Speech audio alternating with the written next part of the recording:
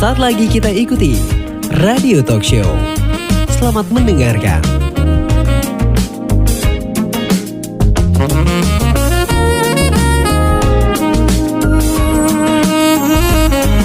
Radio Suara Kampar. Halo pendengar, di program Radio Talk Show kali ini suatu hal yang istimewa. Saking istimewanya, saya agak gemetar juga nih sebenarnya, karena bintang tamu kita luar biasa, bukan orang sembarangan, orang nomor 1 di Kabupaten Kampar.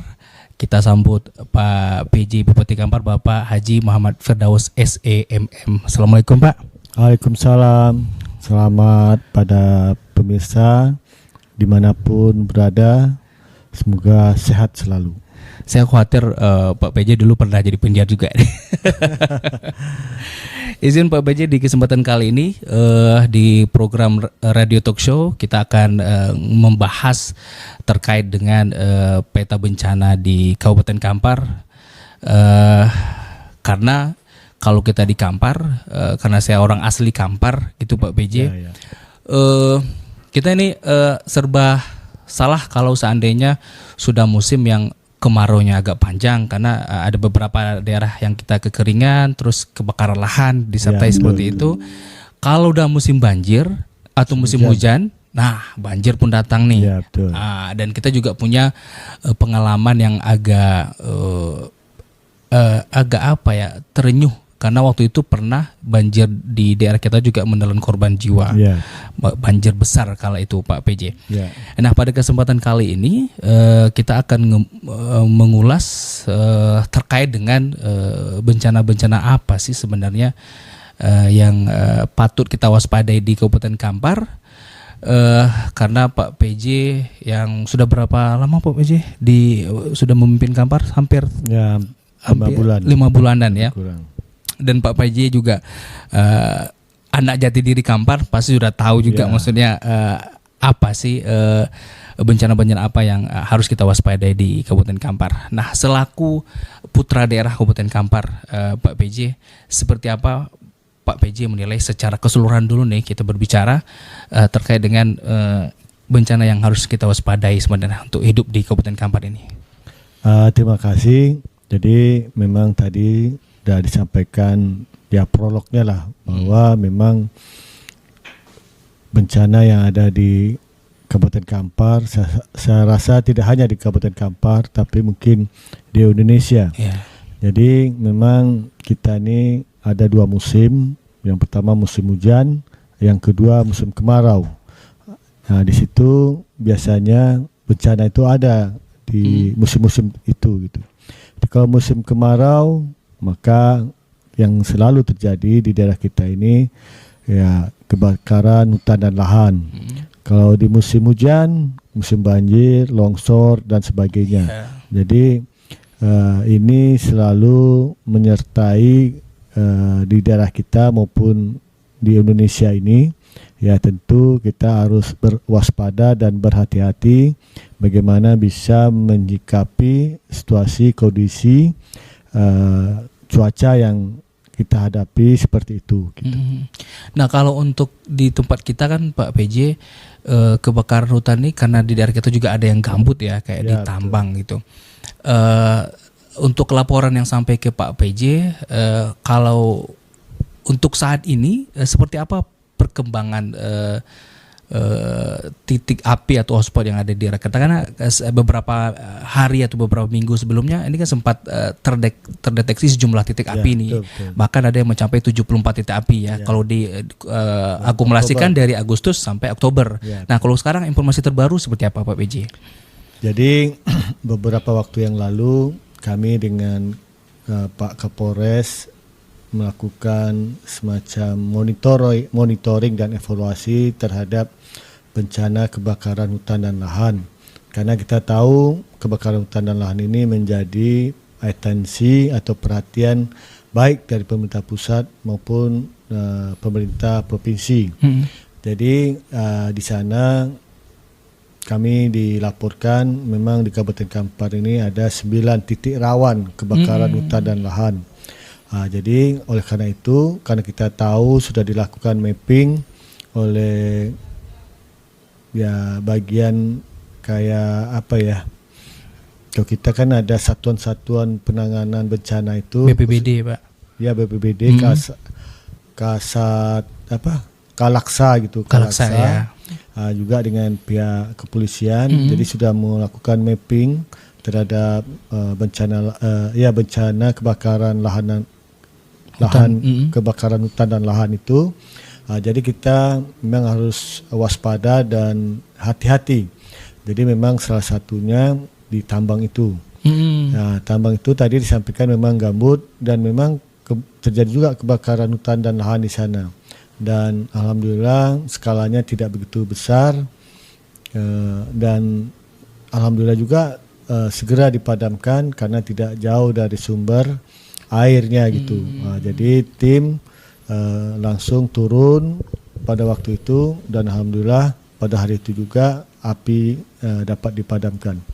Dan banyak lagi daerah-daerah yang lain yang perlu kita waspadai supaya tidak terjadi kebakaran hutan dan lahan. Dan kami juga beberapa waktu yang lalu saya dengan beberapa perangkat daerah, kepala OPD melakukan rapat kerja dengan kecamatan dan di situ juga kami menghimbau masyarakat, kepala desa untuk mewaspadai daerahnya masing-masing supaya jangan sampai terjadi kebakaran hutan lahan dan mensosialisasikan kepada masyarakat jangan membakar lahan untuk membuka perkebunan atau tempat-tempat ya kadang-kadang kan membuka kebun dengan biaya murah dibakar lahan hutan dan sebagainya. Jadi kami himbau itu jangan terjadi dan itu saya perintahkan camat dan desa untuk mewaspadai itu. Berarti instruksi itu mulai dari tingkat di level kabupaten berserta dengan kepolisian dan jajarannya sampai ke desa itu sudah ada himbauan untuk tidak membakar lahan sembarangan ya Pak. Betul. Untuk membuka lahan. Oke. Nah, beberapa hari lalu karena kita juga ya mungkin Pak PJ pasti juga merasakan ya asap itu sudah mulai terasa di kayak udah mengganggu gitu ya dan Pak PLT atau PLT Kepala Dinas Kesehatan sempat mengeluarkan himbauan kepada masyarakat untuk tidak atau mengurangi aktivitas di luar rumah. Tapi belakangan ini hujan turun ya. Turun. Alhamdulillah. Itu juga membuat titik api atau asap juga nggak begitu parah ya Pak kita rasakan. Nah, pendengar FPPL Radio Suara Kampar, seperti yang tadi kita juga bahas juga bahwa di Kampar ini bukan soal asap aja nih atau soal kebakaran lahan aja nih kalau kita berbicara tentang kebencanaan ada banjir juga, ada tanah longsor juga. Nah, kita akan ulas sebentar lagi bersama Pak PJ Bupati Kampar tetap di program Radio Talk Show. Kebakaran hutan dan lahan merupakan bencana yang merugikan, menimbulkan dampak yang cukup signifikan baik secara ekonomi, ekologi, sosial, budaya, dan politik. Karhutla telah menjadi musibah yang serius di Kabupaten Kampar sejak Agustus hingga Oktober 2023 ini. Berdasarkan data dari BPBD Kabupaten Kampar, terdeteksi setidaknya 76 hotspot atau titik panas yang tersebar di 11 kecamatan. Di antaranya tertinggi sebanyak 37 kasus terjadi di Kecamatan 13 Koto Kampar. Menyusul 10 kasus di Tapung Hulu, 8 kasus di Kampar Kiri dan tersebar di beberapa kecamatan lainnya. Sepanjang tahun 2023 telah terjadi sedikitnya 127 kasus karhutlah di Kabupaten Kampar yang membumi hanguskan 192,59 hektar lahan. Hal ini melonjak tajam dibandingkan dengan tahun 2022 yang hanya 59 kasus dengan total 151,89 hektar lahan terbakar. Tahun 2021 sebanyak 74 kasus dengan menghanguskan 103,98 hektar lahan. Hal ini diakibatkan oleh kemarau panjang yang melanda. Pemerintah lewat BPBD telah berupaya sekuat tenaga untuk memberantas karhutla. Sepatutnya semua pihak harus turut berperan aktif memberantas karhutla. Dokumentasi Radio Talkshow 103,8 FM FPL Radio Suara Kampar, pendengar dan pemirsa Radio Talkshow, masih bersama saya Arya Rizal dan juga Bapak PJ Bupati Kampar. Pak PJ, sebelum kita bahas yang lain nih Pak PJ, tadi terkait dengan kebakaran hutan dan lahan, kami mau memastikan lagi ke Pak PJ, dari 76 hotspot yang sempat terpantau, laporan terakhir kena berjibakunya anggota BPBD dibantu dengan personel TNI Polri dan juga pihak perusahaan barangkali. Sekarang seperti apa gambaran terakhir gitu Pak PJ, laporan dari Pak PJ? Apakah masih ada titik hotspot atau sudah 0 titik hotspot di Kabupaten Kampar? Jadi memang terakhir kami terima sudah jauh drastis berkurang dan alhamdulillah juga curah hujan kan sudah semakin meningkat akhir-akhir ini dan kami tidak ada menerima laporan terjadinya kebakaran hutan dan lahan, dan tentu kita berharap kondisi ini dapat kita pelihara terus sehingga tidak membahayakan kesehatan masyarakat kita. Jadi sekali lagi kami mengimbau kepada masyarakat kiranya untuk dapat mengendalikan situasi kondisi ini, jangan sampai membakar hutan dan lahan di wilayahnya masing-masing. Oke, nah untuk sarana dan prasarana yang dimiliki oleh BPBD selaku leading sektor untuk kebakaran hutan dan lahan nih Pak PJ, yang dimiliki oleh pemerintah daerah Kabupaten Kampar seperti apa? Jadi memang untuk sarana prasarana untuk penanganan kebakaran hutan dan lahan, di samping di BPBD juga kita dibantu oleh Dinas Pemadam Kebakaran dan Keselamatan. Jadi kami berharap dua instansi ini bisa bersinergi, saling bantu-membantu. Memang di BPBD sarananya sangat minim dan memang ini sudah dilaporkan kepada kami, dan kami juga minta kepada Kalaksa kekurangan-kekurangan itu untuk segera bisa kita penuhi, karena kita perlu antisipasi juga terkait kebakaran hutan dan lahan ini atau bencana-bencana yang lainnya.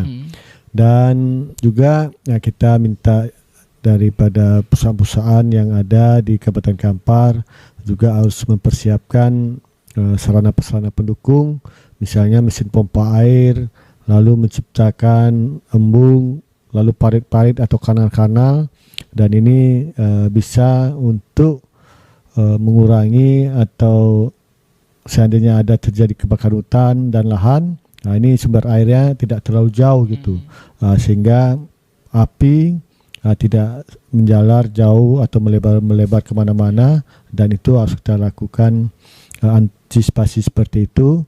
Dan juga bantuan dari Manggala Agni ya. Juga ini sama-sama, jadi semuanya bersinergi dari Dandim kita, dari Kodim, juga ada sarana-sarana juga, pompa-pompa air dari kepolisian juga. Jadi sebenarnya semuanya sudah mengantisipasi ini untuk siap siaga seandainya ada kebakaran hutan dan lahan. Semuanya memang harus bersama-sama untuk bisa turun sehingga tidak ke mana-mana seandainya terjadi kebakaran hutan dan lahan. Oke, nah menurut Pak PJ, karena tadi Pak PJ bilang bahwa ini harus keterlibatan semua pihak, sudah maksimalkah perusahaan-perusahaan yang ada di Kabupaten Kampar, yang notabene kita tahu perusahaan di Kampar juga banyak banget Pak PJ gitu. Betul. Sudah maksimalkah menurut Pak PJ? Memang belum maksimal. Tentu kami selaku pemerintah daerah mengimbau kepada perusahaan-perusahaan yang ada di Kabupaten Kampar, khususnya perkebunan, karena ini kan kebakaran hutan dan lahan itu di daerah perkebunan.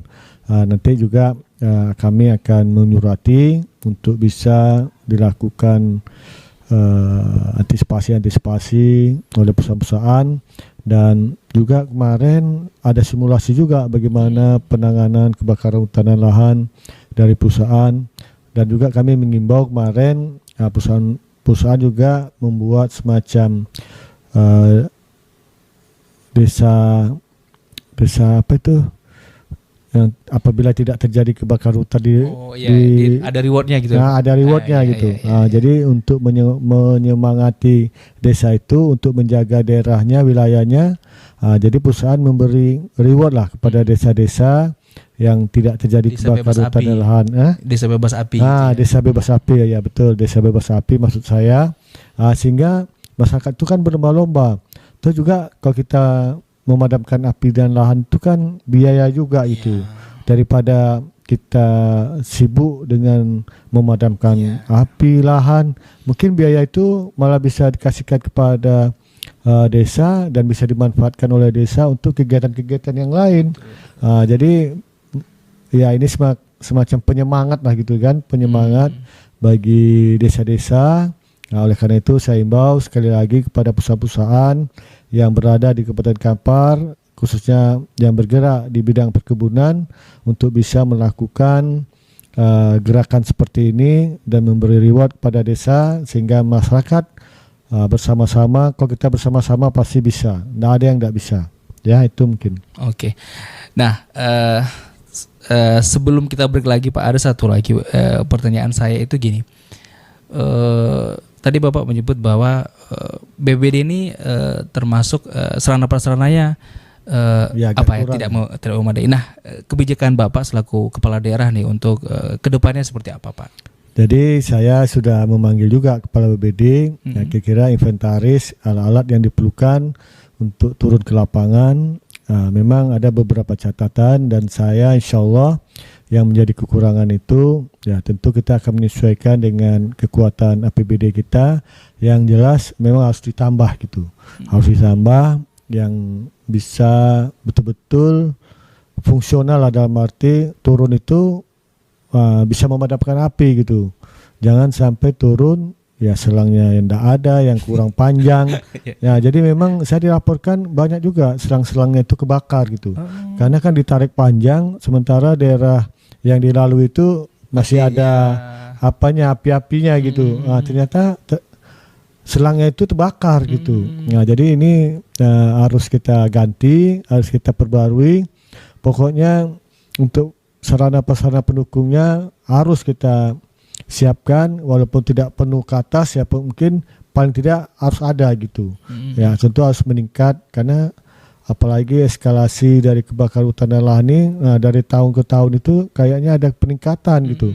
Jadi kita jangan sampai ini terus naik kebakaran hutan dan lahannya. Ya tentu ya kita sih tidak mau kita maunya mencegah daripada memadamkan gitu. Tapi kalau sudah terbakar, mau tak mau, suka tidak suka, harus kita padamkan kan gitu.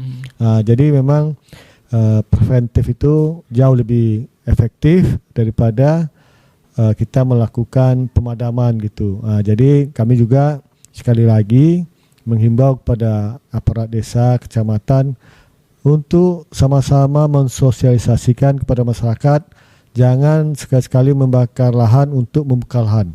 Itu sekali lagi itu terus kami himbau gitu, tidak bosan-bosannya lah gitu. Karena lebih bagus kita mencegah daripada kita memadamkan. Itu harapannya. Nah, pendengar, seperti yang disampaikan Pak PJ, sudah banyak himbauan, dan melalui Radio Suara Kampar Pak PJ juga menghimbau ya bahwa untuk kita masyarakat atau pihak apapun tidak melakukan membuka lahan itu dengan cara dibakar seperti itu ya Pak. Nah, kita akan mengulas lagi terkait dengan potensi bencana lain yang ada di Kabupaten Kampar setelah jeda berikut ini. Jangan kemana-mana dulu ya, Radio Talk Show akan segera kembali.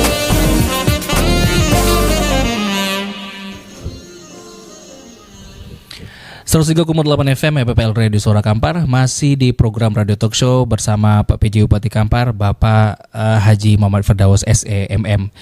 Pak Bupati, masih ngomongin tentang kebencanaan di Kabupaten Kampar. Tadi kita udah ngebahas terkait dengan kebakaran lahan.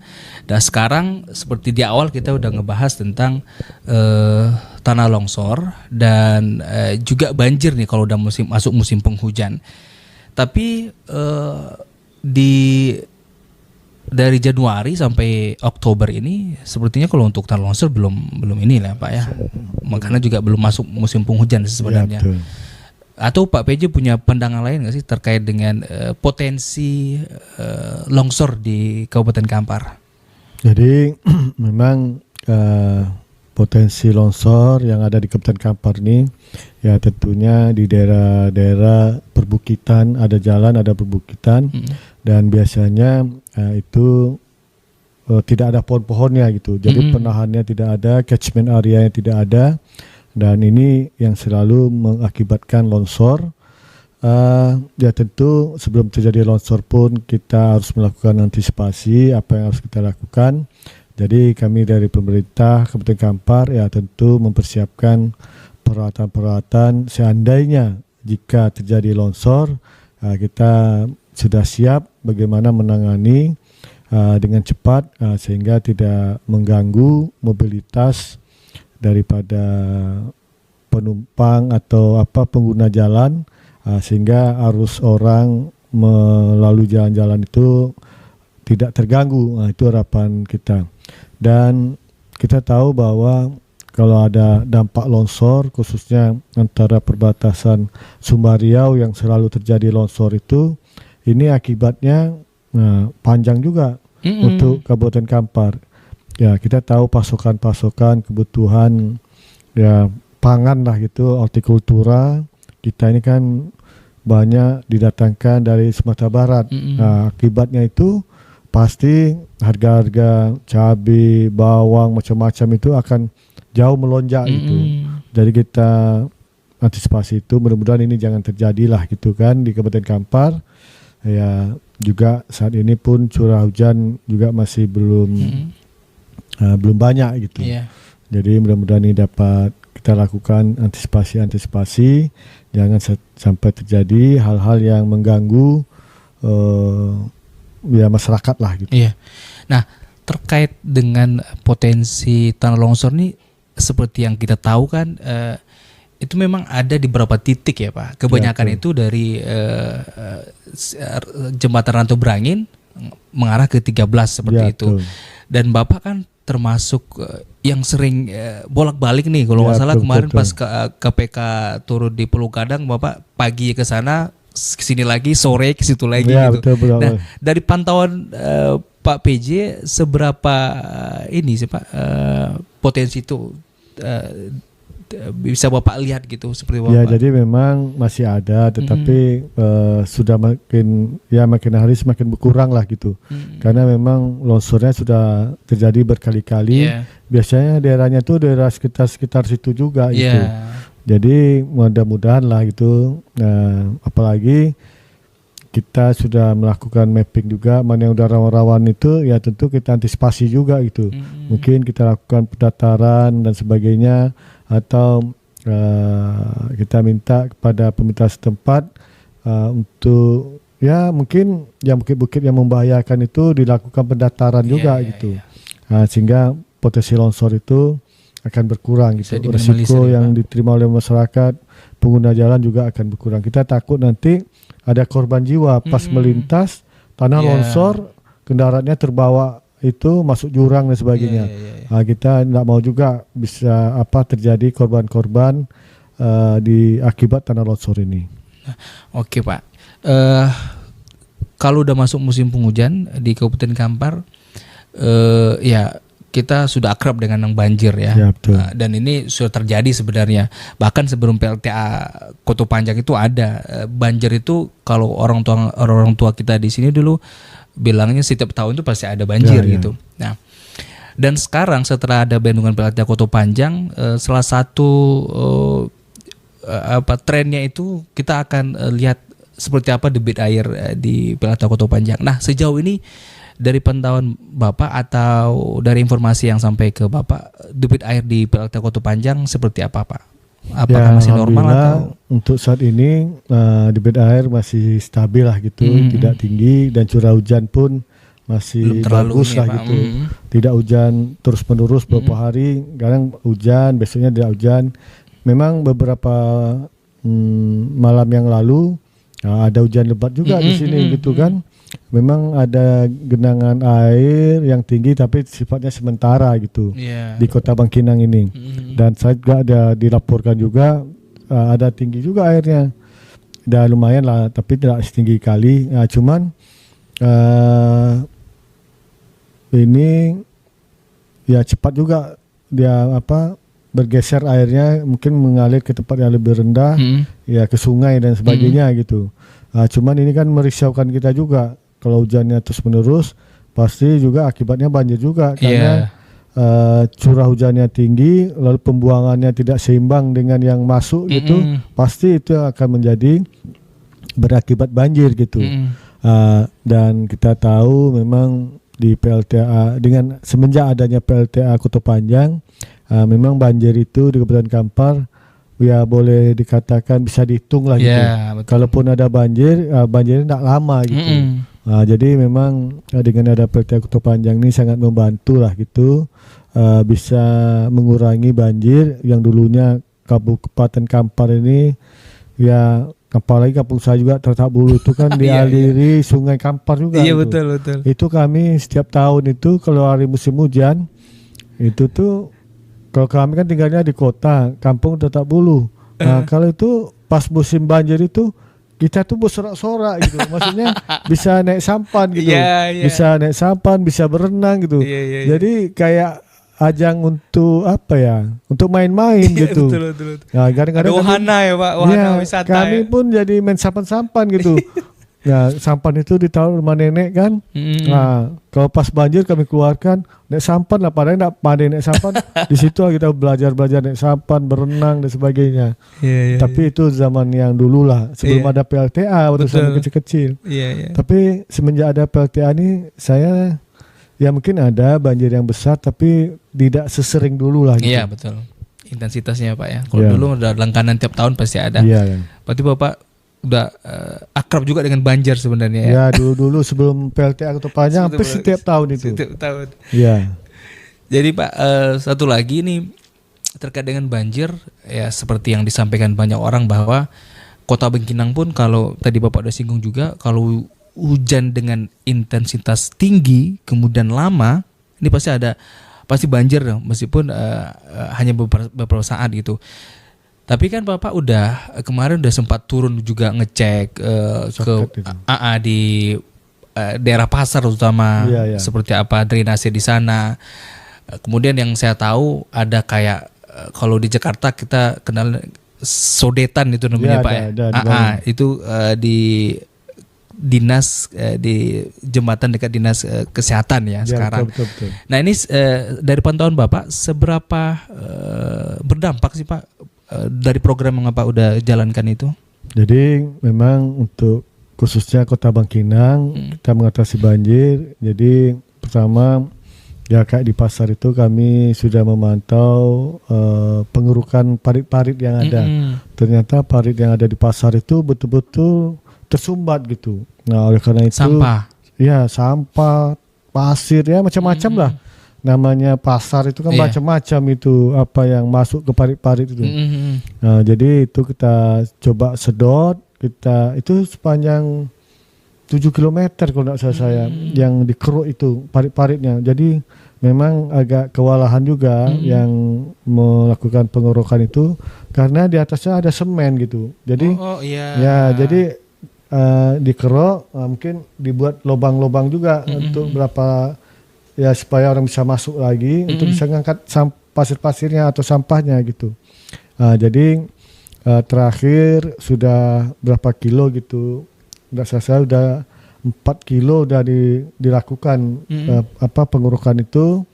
Mudah-mudahan di akhir tahun ini semuanya bisa terselesaikan, bisa dibersihkan parit-paritnya, ya tentu ini akan mengurangi banjir yang ada di pasar maupun yang di Kota Bangkinang. Yang lainnya juga sodetan yang disampaikan, kami sudah melakukan peninjauan.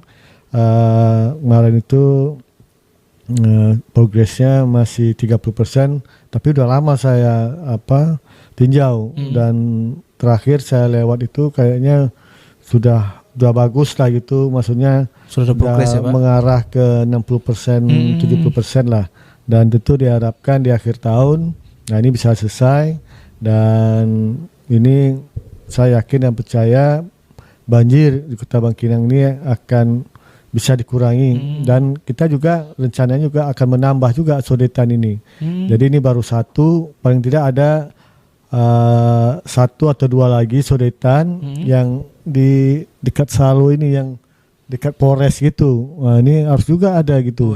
Jadi langsung buang ke sungai juga, sehingga semakin banyak titik-titik yang bisa kita lakukan pembuangan air dari kota ke sungai, ya tentu genangan air yang di kota ini dengan cepat bisa dibuang ke sungai gitu. Kita berharap banjir yang dikhawatirkan oleh masyarakat Kota Bangkinang ini bisa teratasi gitu. Ya, tapi berbicara banjir, Pak, apalagi untuk di Sungai Kampar ya, ternyata kalau kita lihat tidak pun banjir, ternyata Sungai Kampar juga menelan korban jiwa gitu. Karena baru-baru ini seperti kita baca di media, ini ada 2 anak yang tenggelam di Sungai Kampar, itu tepatnya di Desa Terata, Kecamatan Rumbio Jaya. Nah, ini seperti apa Bapak menyikapinya, dan seperti apa pula himbauan Bapak kepada masyarakat yang tinggal di daerah pinggiran sungai? Jadi memang masyarakat yang tinggal di bantaran sungai atau di tepian sungai, ya apalagi yang punya anak-anak yang kecil, yang kadang-kadang tidak tahu masuk dia ke sungai itu katanya dangkal, tahu-tahunya sungainya dalam gitu, tidak pandai berenang pula gitu kan. Itu yang menelan korban. Jadi saya mengimbau pada masyarakat yang punya anak kecil di tepian sungai untuk berhati-hati, jagalah anaknya dengan sebaik-baiknya. Tapi itu bukan karena banjir itu, mungkin karena kelalaian, sehingga anak-anaknya dilepas. Namanya anak-anak semuanya, apalagi ada air, senang bermain dengan air, tahu-tahunya tenggelam di situ, tidak bisa apa-ngapain. Nah, itulah yang menelan korban. Jadi sekali lagi hati-hati yang punya anak-anak kecil, tolong diperhatikan, jaga kalau bermain. Ya intinya jangan bermain air atau bermain di sungai gitu, karena juga akan berbahaya untuk keselamatan anak-anak kita gitu. Dan kalau bisa, kalau memang harus mandi di sungai, harus pengawasan orang tua ya, Pak. Kalau mandi ya tentu harus diawasi, namanya anak-anak. Nah, kalau anak-anak namanya dia suka main-main gitu. Nah, jadi harus diawasi, jangan lengah. Nah, nanti kalau lengah akibatnya ya seperti fatal itu. Ya, Pak. Fatal akibatnya. Baik, terima kasih Pak PJ Bupati Kampar atas waktunya. Ya, dan sama-sama. Pendengar, itu tadi wawancara kita dengan Pak PJ Bupati Kampar, Bapak Haji Muhammad Firdaus SMM, terkait dengan kebencanaan yang ada di Kabupaten Kampar. Demikian dari saya selaku host mohon undur diri. Pak Bupati, sekali lagi sukses dengan program-programnya, dan mudah-mudahan dengan program yang Bapak telurkan bisa menghasilkan sebuah kebijakan yang baik untuk Kabupaten Kampar secara keseluruhan, dan secara spesifik untuk penanganan bencana di Kabupaten Kampar, Pak. Sehat selalu, Pak. Sukses selalu. Dan demikian pendengar, kami pamit undur diri. Selamat beraktivitas, dan kita akan ketemu lagi di Radio Talk Show selanjutnya. Assalamualaikum warahmatullahi wabarakatuh. Waalaikumsalam.